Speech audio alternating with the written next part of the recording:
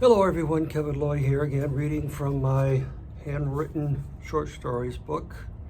And this is a story essentially about, well, I'm going to let you figure it out. Chapter 1, Part 1, Where Am I? I opened my eyes, but the light was so bright that I blinked several times before they adjusted. When they did, I didn't recognize where I was. I was lying in the most comfortable bed I've ever slept in.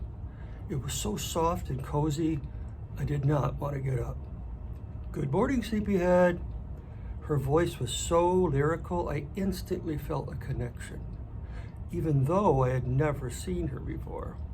"Time to get up, Thomas. You have a busy day ahead of you."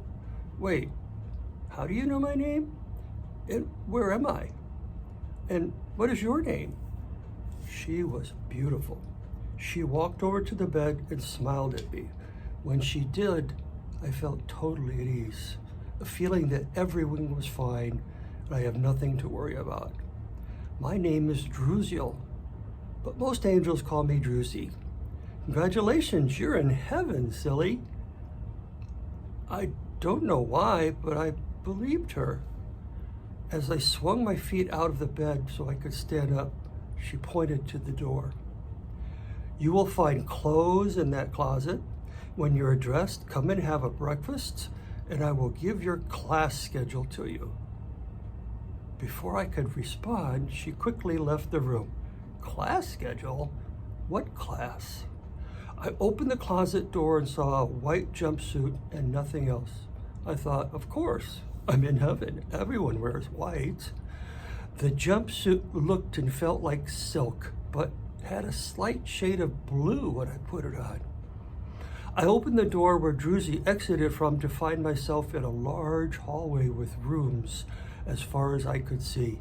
I wasn't sure which way to go, but as soon as I stood and I started walking, an elevator appeared in front of me. The door opened as I approached, so I stepped in. I looked for a control panel, but there wasn't one. The door closed and the elevator started climbing, slow at first, but kept gaining speed. When it stopped and the door opened, I stepped out into a large dining room. Every table had 6 people seated around it, and everyone was wearing the same jumper as me, but there were slightly different colors to them. People were seated in groups with the same colors. Druzy met me as soon as I stepped out. "You must be hungry. Let me show you to your table." All of a sudden, I felt famished, as if I hadn't eaten for a week. Druzy showed me the table.